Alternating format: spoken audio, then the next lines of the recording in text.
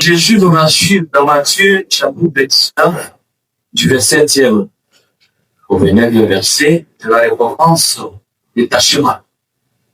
Je cite, et quiconque aura laissé maison, frères, sœurs, père, mère, enfants, touchant, à cause de mon nom, recevra bien davantage et aura un héritage de la vie éternelle.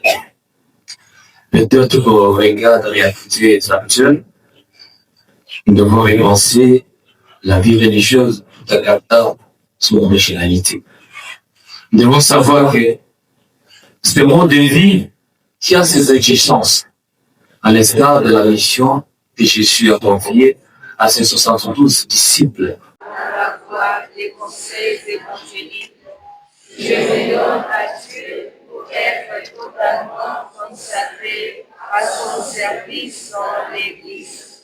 Et je renouvelle aujourd'hui les vœux de chasteté, pauvreté, obéissance au sein de ma congrégation religieuse, en présence de mes frères et sœurs de cette communauté chrétienne.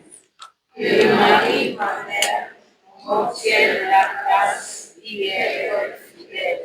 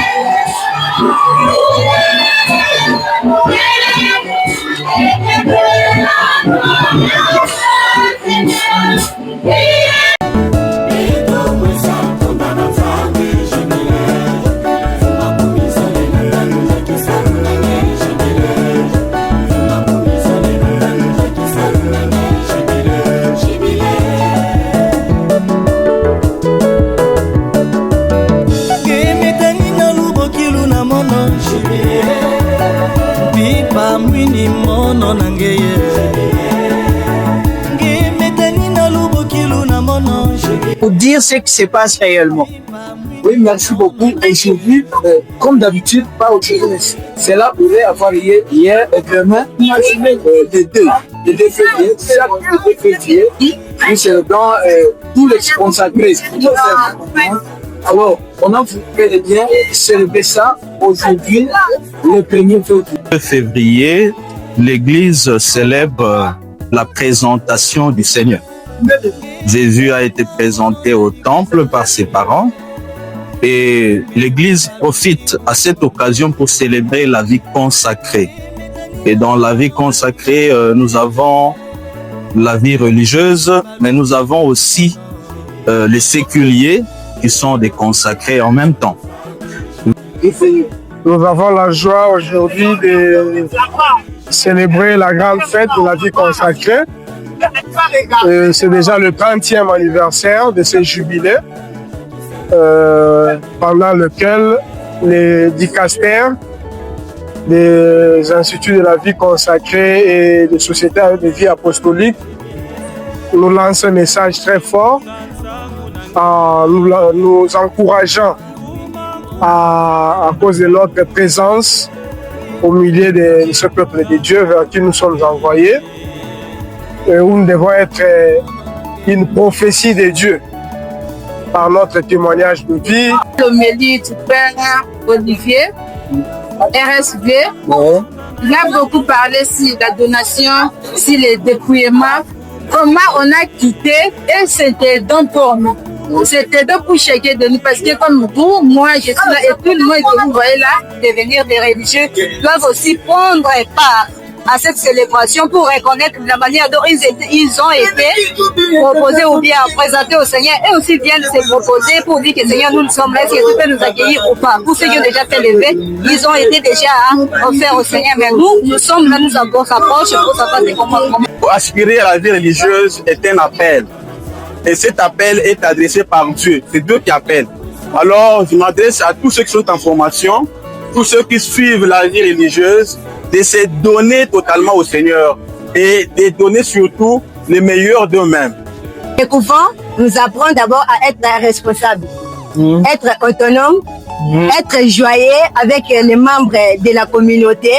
Et dans cette joie, nous voyons que nous allons les transmettre dehors. Donc, étant jeune en formation, je suis très contente de choisir cette vie parce que je l'ai d'abord aimée.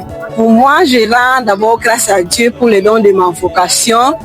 Je suis tellement émue aujourd'hui d'être religieuse, mais comme message que je peux passer aux jeunes en formation, ne soyez pas découragés que vous choisir la vie religieuse, c'est un perte de temps, mais ce n'est pas un perte de temps. Nous avons choisi la meilleure pardon, quelles que soient les épreuves, d'encourager les jeunes, de venir nombreux.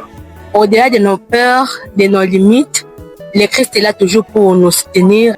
La messe au début, après la messe, il y a un moment de célébration ensemble.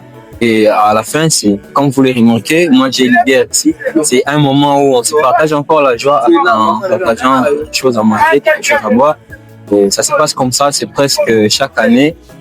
Aux jeunes en formation, étant formateur aussi, c'est d'aimer d'abord ce qu'ils cherchent à découvrir.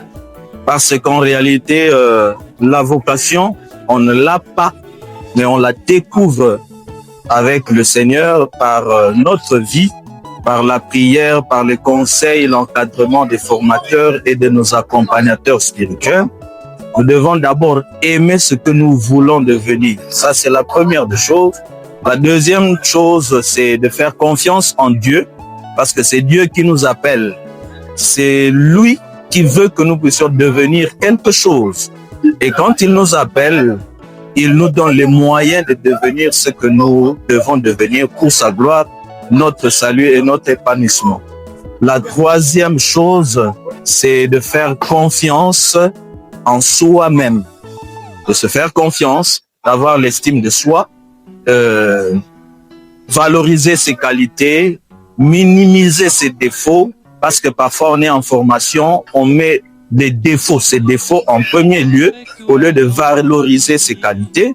Tous nous avons des défauts, mais il faut mettre en premier lieu, au premier degré, les qualités et les défauts. Bon, on travaille sur ça pour améliorer sa vie et devenir ce que l'Église et Dieu veulent que nous puissions devenir. Et en dernier lieu, c'est de faire confiance aux formateurs et aux accompagnateurs spirituels qui nous encadrent pour nous orienter dans notre réponse à l'appel de Dieu.